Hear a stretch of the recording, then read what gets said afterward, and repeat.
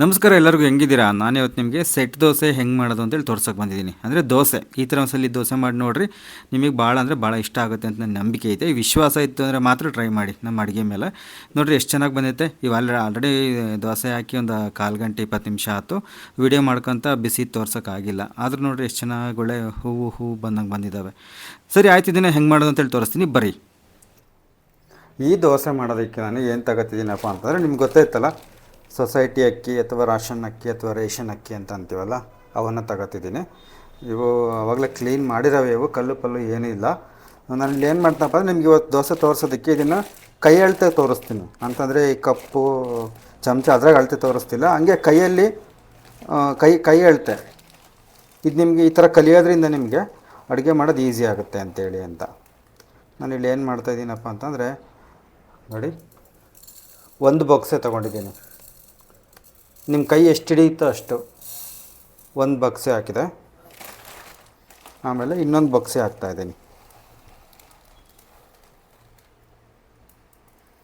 ನೀವು ಹಿಂಗೆ ಬೊಕ್ಸೆ ಮುಚ್ಕೊಂಡು 2 ಬೊಕ್ಸೆ ಅಕ್ಕಿ ತಗೊಳ್ರಿ. ದೋಸೆ ಅಕ್ಕಿ, ಸೊಸೈಟಿ ಅಕ್ಕಿ ಎಲ್ಲ ಒಂದೇ, ಒಂಚೂರು ಹೆಚ್ಚು ಕಡಿಮೆ ಇರ್ತವೆ ಅಷ್ಟೇ. ನೋಡಿರಿ, 2 ಬೊಕ್ಸೆ ಅಕ್ಕಿ ತಗೊಂಡಿದ್ದೀನಿ. ನೋಡಿದ್ರೆ ಸ್ವಲ್ಪ ಅಳತೆಗೆ ತೋರಿಸ್ತೀನಿ. ನೀವು ಆಮೇಲೆ ಚೆನ್ನಾಗಿ ಬಂತು ಅಂತಂದರೆ ನೀವು ಜಾಸ್ತಿ ಮಾಡ್ಕೋಬೋದು, ಗೊತ್ತಾಯ್ತಾ. ಇವಾಗ ಇದಕ್ಕೆ ಬೇರೆ ಏನೇನು ಹಾಕ್ಬೇಕು ಅಂತೇಳಿ ತೋರಿಸ್ತೀನಿ ಬರ್ರಿ. ಇವಾಗ ಉದ್ದಿನಬೇಳೆ ಎಷ್ಟು ತಗೋತೀನಿ ಅಂತಂದರೆ ಹಿಂಗೆ ಒಂದು ಎಳತೆ ನೋಡ್ಕೊಳ್ರಿ.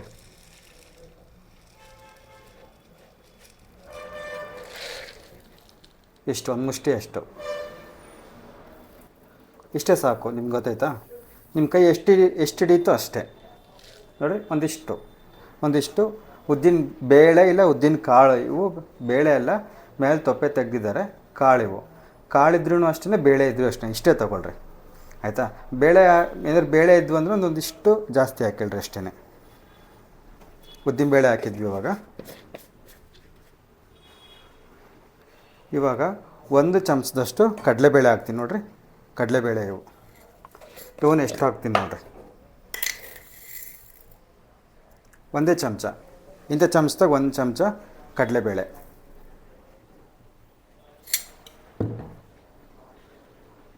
ಆಮೇಲೆ ಅದೇ ಚಮಚದಲ್ಲಿ 1 ಚಮಚ ತೊಗರಿಬೇಳೆ. ಕಾಣಿಸ್ತಾಯ್ತಲ್ಲ, 1 ಚಮಚ ತೊಗರಿಬೇಳೆ. ಆಮೇಲೆ ಇವಾಗ ಮೆಂತ್ಯ ಕಾಳು ಹಾಕೋಣ. ಸ್ವಲ್ಪ ಮೆಂತ್ಯ ಅಳತೆ ನೋಡ್ಕೊಳ್ರಿ. ಎಷ್ಟು ತಗೋತಿದ್ದೀನಿ ಅಂತಂದರೆ ಒಂದು 1/4 ಚಮಚದಷ್ಟು ಅಷ್ಟೇ.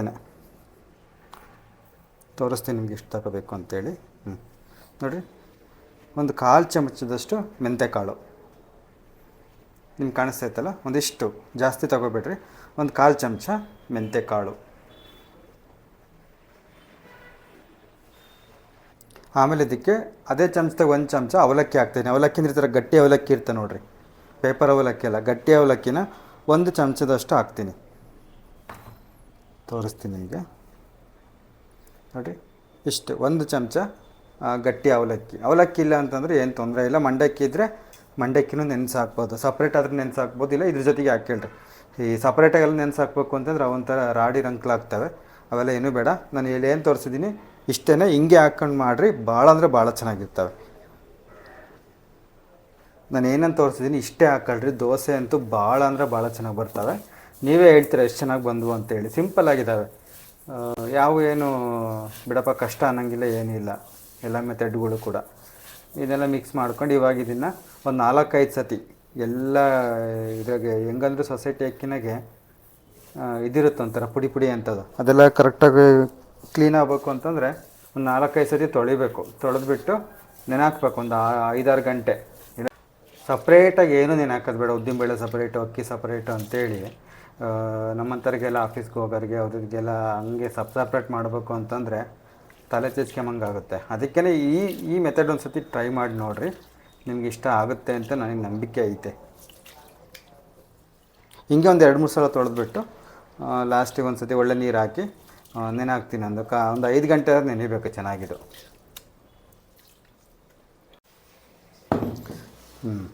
ನೋಡಿರಿ, ಇವಾಗ ಒಂದು 3-4 ಸತಿ ಚೆನ್ನಾಗಿ ತೊಳೆದು ನೀರು ಹಾಕಿಟ್ಟಿದ್ದೀನಿ. ಈಗ ನಾನು ಇದು ನೆನೆಸಿದಾಗ ಈಗ ಆಗಿರ್ತೇನಪ್ಪ ಒಂದು 10, ಈಗ ಟೈಮ್ ಎಷ್ಟಪ್ಪ ಅಂತಂದರೆ 10 ಗಂಟೆ ಆಗೈತೆ. ಇದನ್ನ ಸಾಯಂಕಾಲದಂಗೆ ರುಬ್ತೀನಿ, ಅಂದರೆ 4 ಗಂಟೆ 5 ಗಂಟೆ ಹಂಗೆ ರುಬ್ಬಿಡ್ತೀನಂತೆ. ನೀವು ಹಂಗೆ ಮಾಡಿರಿ, ಇಲ್ಲ ಒಂದು 5 ಗಂಟೆ ಚೆನ್ನಾಗಿ ನೆಂದರೂ ಕೂಡ ಸಾಕು.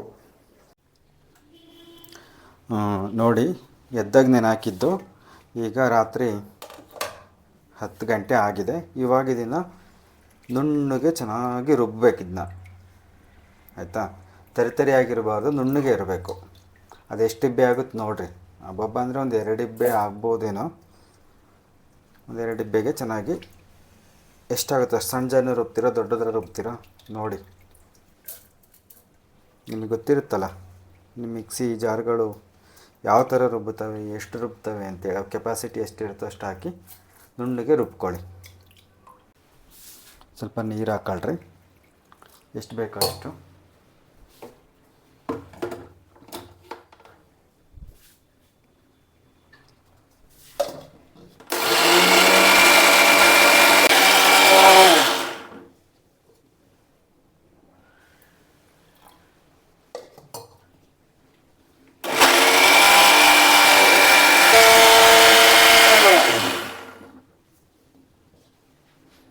ನೋಡಿರಿ, ನುಣ್ಣಗೆ ರುಬ್ಬಿದೆಯಲ್ಲ ಅಂತೇಳಿ. ತುಂಬ ನುಣ್ಣಗಿರಬೇಕು, ಗಂಧ ಇರುತ್ತಲ್ಲ ಆ ಥರ ನುಣ್ಣಗಿರಬೇಕು ದೋಸೆಗೆ.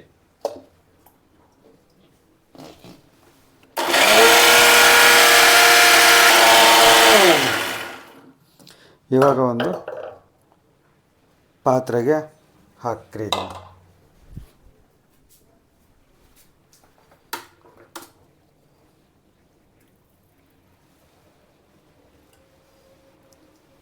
ಇಲ್ಲಿ ಚೂರು ತೆಳ್ಳಗಾದರೂ ಏನು ತೊಂದರೆ ಇಲ್ಲ, ತೀರಾ ತೆಳ್ಳಗೆ ಬೇಡ, ಗಟ್ಟಿಗೆ ಇರಬೇಕು ಸ್ವಲ್ಪ. ಒಂದು ಆತು, ಇನ್ನೊಂದು ಇಬ್ಬೆ ಆಗುತ್ತೆ.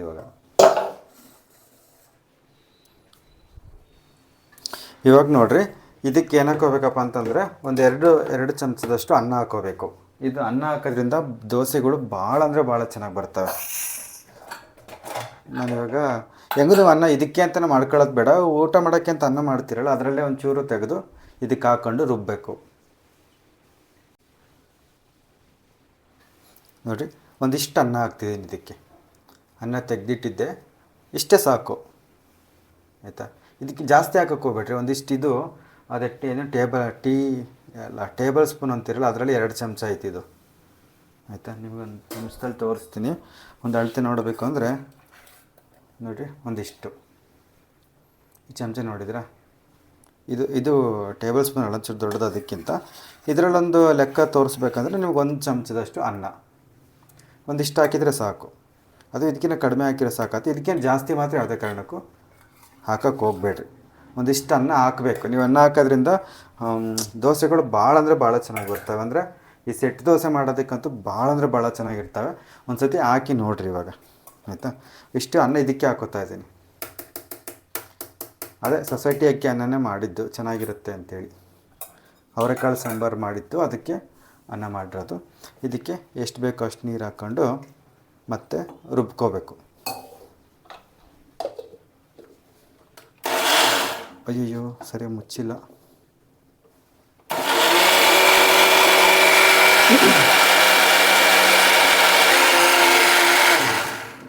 ನಿಜ ಹಿಂಗೆದ್ರೆ ಎಡವಟ್ಟಾಗ್ಬಿಟ್ರೆ ಹೆಂಗಿರುತ್ತಲ್ಲ ಹಂಗೆ ಮನಸ್ಸಿಗೆ ಚಾಕುದ ಒಂದು ಎಟ್ಟದಂಗೆ ಆಗ್ಬಿಡುತ್ತೆ ಈ ಥರ ಚೆಲ್ಬಿಟ್ರೆ.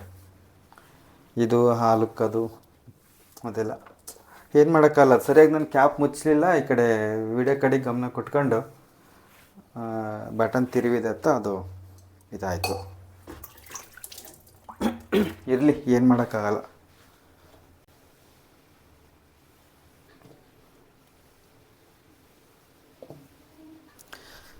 ಇವಾಗ ಇದಕ್ಕೆ ಹಾಕೋಣ. ಕುಕ್ಕರ್ಗೆ ಹಾಕಿದ್ದೀನಿ ಅಂತೇಳಿ ಇದು ಮಾಡ್ಕೊಳಕ್ಕೆ ಹೋಗ್ಬಿಟ್ಟು ಇದೇ ಸಿಕ್ಕಿದ್ದು ಸದ್ಯಕ್ಕೆ ಹಾಕೋದಕ್ಕೆ ದೋಸೆ ಹಿಟ್ಟನ್ನ.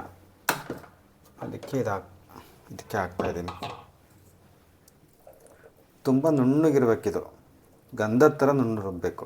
ತೆಳ್ಳಗಾಯ್ತು ಅಂತ ಅನ್ನಿಸ್ಬೋದು, ಇದು ಬೆಳಗಿಗೆ ಮತ್ತೆ ಗಟ್ಟಿಗಾಗುತ್ತೆ. ನೋಡಿರಿ, ತೋರಿಸ್ತೀನಿ ನಿಮಗೆ ಯಾವ ಥರ ಬಂದಿದೆ ಅಂತ. ಇಷ್ಟು ಇದನ್ನು ಹಿಂಗೆ ರಾತ್ರಿ ಪೂರ್ತಿ ಹಂಗೆ ಹೊರಗೆ ಇಡ್ರಿ. ಮತ್ತು ರುಬ್ಬಿದ ತಕ್ಷಣ ಫ್ರಿಜ್ಜಿಗೆ ಇಡಬೇಡ್ರಿ. ನಾನು ಹೊಸಬ್ರಿಗೆ ಹೇಳ್ತಿರೋದು, ಇದು ಎಲ್ಲರಿಗೂ ಗೊತ್ತಿರುತ್ತೆ ಸಾಮಾನ್ಯ. ಹೊಸದಾಗಿ ಅಡಿಗೆ ಕಲಿಯೋರಿಗೆ ಇದು ಮತ್ತೆ ಅಂದರೆ ಆವಾಗಲೇ ರುಬ್ಬಿ ಆವಾಗಲೇ ಫ್ರಿಜ್ಜಿಗೆ ಇಟ್ಟರು ಅಂತೇಳಿ ಅಂತ ಹಂಗಾಗಿದ್ದ ಫ್ರಿಜ್ಜಿಗೆ ಇಡಬಾರ್ದು ರಾತ್ರಿ. ಬೆಳಗ್ಗೆ ನೀವು ದೋಸೆ ಹಾಕೊಂಡ್ಮೇಲೆ ಫ್ರಿಜ್ಜಿಗೆ ಇಟ್ಟರೆ, ಅಥವಾ ಬೆಳಗ್ಗೆಗೆ ನಿಮಗೆ ಎಷ್ಟು ಬೇಕಷ್ಟು ದೋಸೆ ಹಿಟ್ಟು ತೊಗೊಂಡು ಮಿಕ್ಕಿದ್ದನ್ನು ಫ್ರಿಜ್ಜಿಗೆ ಇಡ್ಬೋದು. ಫ್ರಿಜ್ಜಿಗೆ ಇಡೋದಕ್ಕೂ ಮುಂಚೆ ಉಪ್ಪು ಹಾಕ್ಕೋಬಾರ್ದು, ಉಪ್ಪು ಹಾಕಿರಬಾರ್ದು ಇದಕ್ಕೆ, ಆಯಿತಾ. ನೀವು ಎಷ್ಟು ದೋಸೆ ಮಾಡ್ಕೊತೀರೋ ಅವಾಗ ಮಾತ್ರ ಸ್ವಲ್ಪ ಉಪ್ಪು ಹಾಕ್ಕೋಬೇಕು. ಇದನ್ನು ನಾನು ಹಿಂಗೆ ರಾತ್ರಿ ಪೂರ್ತಿ ಇಲ್ಲೇ ಬಿಡ್ತಾಯಿದ್ದೀನಿ ಒಂದು ತೇಟ್ ಮುಚ್ಚಿ, ಆಯಿತಾ. ಇವಾಗ ತೆಳ್ಳಗೆ ಅಂತ ಅನ್ನಿಸ್ತಾ ಇದೆ, ಎದ್ದಾಗ ಸರಿಯಾಗಿರುತ್ತೆ. ಉಬ್ಬುತ್ತಲ್ಲ ಇದು, ಫರ್ಮೆಂಟೇಷನ್ ಅಂತ ಹೇಳ್ತಿರಲ್ಲ, ಅದಕ್ಕೆ ಇವಾಗ ಬಿಡೋಣ, ಆಯಿತಾ. ದೋಸೆ ಹಿಟ್ಟು ರೆಡಿ ಆಯಿತು. ಬೆಳಗ್ಗೆ ಹೆಂಗೆ ಬರುತ್ತೆ ಅಂತೇಳಿ ನೋಡೋಣ ಔಟ್ಪುಟ್ಟು. ಇವಾಗ ಮಿಕ್ಸಿ ಜಾರು ಮಿಕ್ಸಿ ಕ್ಲೀನ್ ಮಾಡಬೇಕಲ್ಲ, ಅದು ದೊಡ್ಡ ತಲೆನೋವು. ಇವಾಗ ಬೆಳಿಗ್ಗೆ ಎದ್ದು ನೋಡಿದರೆ ಹಿಟ್ಟು ಈ ಥರ ಆಗಿರುತ್ತೆ. ಶೀತ ಇರೋದ್ರಿಂದ ಉಬ್ಬಿಲ್ಲ ಅದು ಹಿಟ್ಟು, ಸ್ವಲ್ಪ ಒಲೆ ಮಗ್ಲಿಗೆ ಇಡಬೇಕಾಗಿತ್ತು ಆ ಕಡೆ ಹಿಟ್ಟನ್ನ. ಹಂಗಾಗಿ ನೋಡಿ ರಾತ್ರಿನಾಗ ಎಷ್ಟು ತೆಳ್ಳಗಿತ್ತು, ಇವಾಗ ಗಟ್ಟಿ ಆಗೈತೆ. ಇವಾಗ ನಿಮ್ಗೆ ಒಂದು ಪಕ್ಷ ತೀರಾ ತೆಳ್ಳಗಾಯಿತು ಅಂತಂದರೆ ಫ್ರಿಜ್ಜಲ್ಲಿ ಇಟ್ಟರೆ ಅಂತಂದರೆ ಮೇಲೆ ನೀರು ಬಂದಿರುತ್ತೆ, ತಿಳಿ ನೀರು, ಅದನ್ನು ತೆಗೆದ್ರೆ ಮತ್ತೆ ಗಟ್ಟಿಯಾಗುತ್ತೆ. ಏನು ಯೋಚನೆ ಮಾಡಬೇಕಾಗಿರೋ ಅವಶ್ಯಕತೆ ಇಲ್ಲ. ನೋಡಿ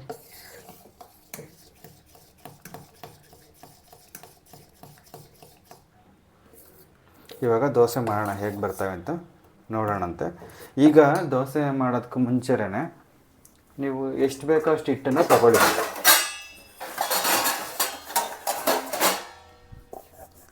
ದೋಸೆಗೆ ಎಷ್ಟು ಬೇಕೋ ಅಷ್ಟು ಒಂದು ಬಟ್ಲಿಗೆ ಇಲ್ಲ ಒಂದು ಚರಕ್ಲಿಗೆ ಹಾಕ್ಕೊಳ್ರಿ ನೀವು. ಇವಾಗ ನಾನು ಸ್ವಲ್ಪ ದೋಸೆಗೆ ಎಷ್ಟು ಬೇಕೋ ಅಷ್ಟು ಹಿಟ್ಟನ್ನು ಇದಕ್ಕೆ ಬಗ್ಗಿಸ್ಕೊತಿದ್ದೀನಿ. ಇಷ್ಟು ನಾನು ಫ್ರಿಜ್ಜಿಗೆ ಇಟ್ಬಿಡ್ತೀನಿ. ಈಗ ಎಷ್ಟು ಬೇಕೋ ಅಷ್ಟು ಮಾತ್ರ ತಗೊತಿದ್ದೀನಿ, ಇನ್ನು ಮಿಕ್ಕಿರೋದನ್ನ ಫ್ರಿಜ್ಜಿಗೆ ಇಡ್ತೀನಿ ಅಂತೆ. ಇದಕ್ಕೆ ನೋಡಿರಿ ಇವಾಗ ಏನೇನು ಹಾಕ್ಬೇಕು ಅಂತ ತೋರಿಸ್ತೀನಿ. ಉಪ್ಪು ಹಾಕಬೇಕು ಸ್ವಲ್ಪ. ಇದಕ್ಕೆ ಒಂಚೂರು ಉಪ್ಪು ಹಾಕ್ಕೊಳ್ರಿ.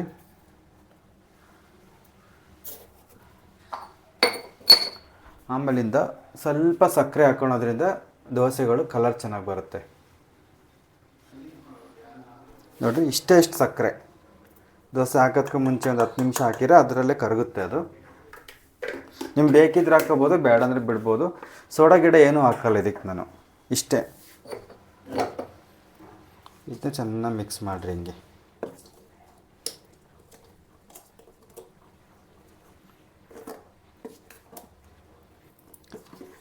ಈ ಥರ ಚೆನ್ನಾಗಿ ಮಿಕ್ಸ್ ಮಾಡಿರಿ. ಆ ಉಪ್ಪು ಸಕ್ಕರೆ ಕರಗಿ ಎಲ್ಲದಕ್ಕೂ ಚೆನ್ನಾಗಿ ಕೂಡೋ ಥರ ನೀವು ಹಂಚಿಟ್ಟು ಅದೆಲ್ಲ ಕಾದು ದೋಸೆ ಹಾಕೋಷ್ಟೊತ್ತಿಗೆ ಎಲ್ಲ ಕರಗಿ ಅದು ಚೆನ್ನಾಗಿ ಹೊಂದಿಕೆ ಆಗಿರುತ್ತೆ.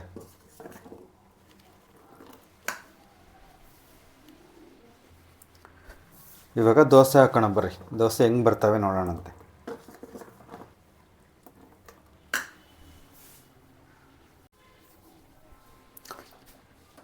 ಇವಾಗ ಸ್ಟವ್ ಹಚ್ಚಿರಿ, ಹಂಚು ಚೆನ್ನಾಗಿ ಕಾಯಬೇಕು.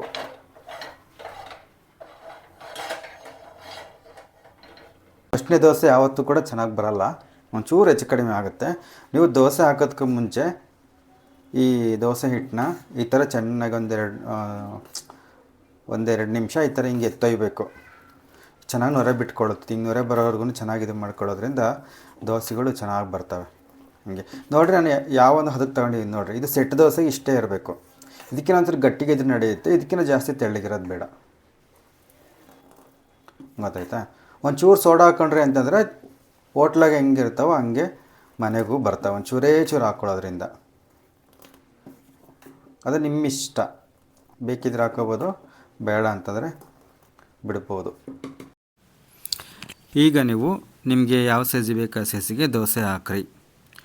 ಆಮೇಲೆ ಸ್ವಲ್ಪ ಎಣ್ಣೆ, ನಿಮ್ಗೆ ಎಷ್ಟು ಬೇಕೋ ಅಷ್ಟು ಎಣ್ಣೆ, ಕಡಿಮೆ ಆದರೂ ಹಾಕ್ಕೊಳ್ರಿ, ಜಾಸ್ತಿ ಆದರೂ ಹಾಕ್ಕೊಳ್ಳಿ. ಹಾಕ್ಬಿಟ್ಟು ಚೆನ್ನಾಗಿ ಅದು ಹಸಿ ಹಿಟ್ಟೆಲ್ಲ ಬೆಂದ ಮೇಲೆ ಮತ್ತೆ ನೀವು ತಿರುವು ಹಾಕಬೇಕಾಗತ್ತೆ. ನಿಮಗೆ ಗೊತ್ತಾಗುತ್ತಲ್ವ ಆ ಥರದ್ದು. ಈ ಕಡೆ ತಿರುವು ಹಾಕಿ ಸ್ವಲ್ಪ ಹೊತ್ತು ಬೇಯಿಸ್ರಿ, ಆವಾಗ ಚೆನ್ನಾಗಿ ಬೇಯ್ತವೆ. ಇದು ಸೆಟ್ ದೋಸೆ ಮಾಡ್ತಿರೋದು. ನಿಮ್ಗೇನಾದರೂ ಮಸಾಲೆ ದೋಸೆ ಮಾಡೋದು ತೋರಿಸ್ರಿ ಅಂತಂದರೆ ನಾನು ನಿಮಗೆ ಅದನ್ನು ತೋರಿಸ್ತೀನಿ, ಗರಿ ಗರಿಯಾಗಿ ಮಾಡೋದು ಹೆಂಗೆ ಅಂತೇಳಿ. ಇದು ಸೆಟ್ ದೋಸೆ ಮಾಡೋದಕ್ಕೆ ಚೆನ್ನಾಗಿರುತ್ತೆ. ಈ ದೋಸೆ ಹಿಟ್ಟು ನಾನು ಏನೆಲ್ಲ ಅಳತೆ ತೋರಿಸ್ತಿದ್ದೀನಿ ಅದು ತುಂಬ ಅಂದರೆ ತುಂಬ ಚೆನ್ನಾಗಿರುತ್ತೆ. ನೀವೇ ಒಂದು ಸತಿ ಮಾಡ್ಕೊಂಡು ನೋಡಿರಿ, ನಿಮಗೆ ಗೊತ್ತಾಗುತ್ತೆ ಎಷ್ಟು ಚೆನ್ನಾಗಿತ್ತು ಅಂತ. ಚಟ್ನಿ ಪಲ್ಯ ಬೇಡ, ಹಂಗೆ ಕೈಯಾಗೆ ಹಿಡ್ಕೊಂಡು ತಿಂದಾನೆ ಅಂತ ಅನ್ನಿಸ್ತದೆ, ಅಷ್ಟು ಚೆನ್ನಾಗಿರ್ತವೆ ಇವು. ನೀವು ಒಂದ್ಸತಿ ಇಷ್ಟ ಆಗಿತ್ತು ಅಂದರೆ ಮಾತ್ರ ಟ್ರೈ ಮಾಡಿ ನೋಡಿ. ನಾನು ಹಿಂಗೆ ದೋಸೆ ಮಾಡ್ಕೊಳ್ಳೋದು, ಬೇಗನೂ ಆಗುತ್ತೆ, ರುಚಿಯಾಗಿರುತ್ತೆ ಅಂತೇಳಿ. ನಿಮ್ಗೆ ಜಾಸ್ತಿ ರೋಸ್ಟ್ ಬೇಕಂದರೆ ರೋಸ್ಟ್ ಮಾಡ್ಕೋಬೋದು, ಸ್ವಲ್ಪ ಬೇಕಂದರೆ ಸ್ವಲ್ಪ ಮಾಡ್ಕೋಬೋದು, ಅದು ನಿಮ್ಮ ಇಚ್ಛೆ. ಮುಂದಿನ ವಿಡಿಯೋದಲ್ಲಿ ಸಿಗ್ತೀನಿ. ಟಾಟಾ, ಬಾಯ್ ಬಾಯ್.